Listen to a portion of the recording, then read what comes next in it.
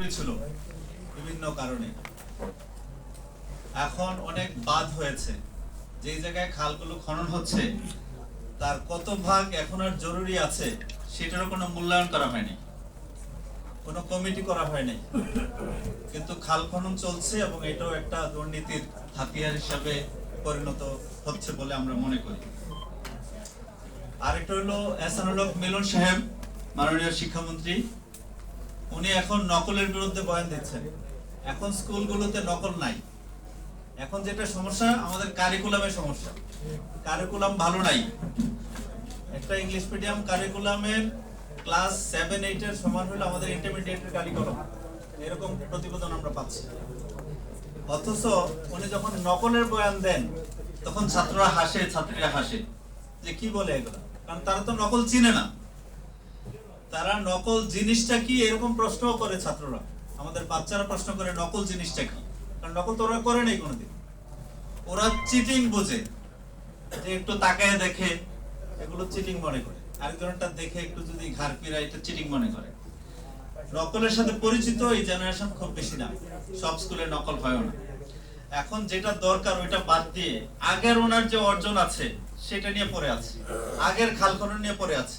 আজকে 2026 সালে আমাদের কি কি সংকট আছে, এই সংকট নিয়ে সমাধান করবার জন্য রাষ্ট্রের সরকারের কোনো পদক্ষেপ আমরা ভালোভাবে দেখছি না। এই যে সংবিধান সংস্কার নিয়ে আলোচনা হচ্ছে, পৃথিবীতে আমরা সংবিধান পড়েছি, সংবিধান পড়ে বড় হয়েছি। সালাউদ্দিন ভাই আমার ডিপার্টমেন্টের বড় ভাই, উনি সংস্কার বলতে সংবিধান দিয়ে সংস্কার করতে চায়। সংবিধান সংস্কার করা কখনোই সাংবিধানিক হবে না, এটাই হলো নীতি। একটা সংবিধান সংস্কার কখনোই সাংবিধানিক উপায়ে হবে না, এটাই হলো আইনের নীতি। এটা অবশ্যই এক্সট্রা কনস্টিটিউশনাল হবে। যদি সংবিধান মানেন, কোন সংবিধান পৃথিবীর সংস্কার করতে পারবেন না, শুধু সংশোধন করতে পারবেন। আমাদের যে মৌলিক সংস্কার দরকার, পরিবর্তন করা দরকার, এই জন্য সব রাজনৈতিক দলগুলো ঐকমত্য কমিশনে আমরা একসাথে বসেছিলাম। এখানে যারা আছেন অনেকে আমরা একসাথে বসেছি, একসাথে আন্দোলন করেছি। খেলাফত মজলিসও সেখানে ছিল। সেখানে কিন্তু অনেক বাক বিতণ্ডা হয়েছে, সালাউদ্দিন ভাইরা অনেক বেশি ডিসএগ্রিমেন্ট করেছে, পরে আবার এগ্রিমেন্টে আসছি, আমরা অনেক বিষয়ে একমত হয়েছি। হওয়ার পরে যে চুক্তি হয়েছে সেই চুক্তি থেকে তারা বেরিয়ে আসছে। তো মুনাফিক বলবো না আমি, কিন্তু মুনাফিকের লক্ষণ আছে। লক্ষণটা কি? ওয়াদা করলে ভঙ্গ করে, চুক্তি করলে ভঙ্গ করে, এটা কিন্তু মুনাফিকের লক্ষণ। আমি এখনো সালাউদ্দিন ভাইকে মুনাফিক বলবো না, কিন্তু লক্ষণ আছে আপনাদের মধ্যে। আমরা আশা করব খুব তাড়াতাড়ি এই লক্ষণ থেকে বেরিয়ে আসবেন। আপনারা কিছু মানবেন আর কিছু মানবেন না।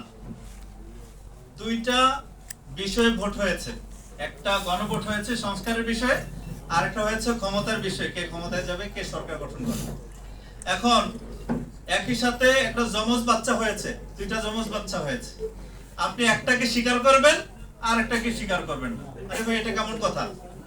হয় বাচ্চা দুইটাকে অস্বীকার করেন, আর যদি স্বীকার করতে হয় দুইটাকেই স্বীকার করতে হবে। একটাকে অধিকার দিবেন আর একটাকে অধিকার দিবেন না, এটা তো হইতে পারে না। তো আলটিমেটলি এখানে আইনের কোনো সমস্যা নাই।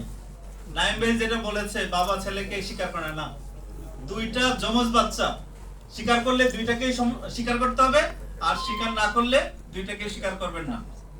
এই যে বলেছে সংস্কার অক্ষরে অক্ষরে শব্দে শব্দে পালন করবে, এটা কেমন ধরনের কথা?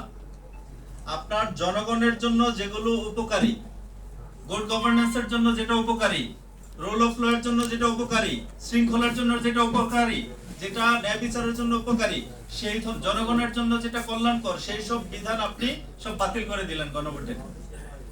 বাতিলের সাথে সাথে সংস্কারগুলো বাতিল করে দিলেন। আর যেগুলো আপনার ক্ষমতাকে কুক্ষিগত করতে সুবিধা হয়, আপনার দলের জন্য সুবিধা হয়, আপনার সরকারে বসতে সুবিধা হয়, সেই যে অর্ডিন্যান্স গুলো আছে এগুলোকে শুধু বাস্তবায়ন করলেন। তাহলে আপনি একটা গ্রহণ করলেন, যেটা জনগণের জন্য দরকার সেটা গ্রহণ করলেন না, যেটা আপনার জন্য দরকার সেটা শুধু গ্রহণ করলেন।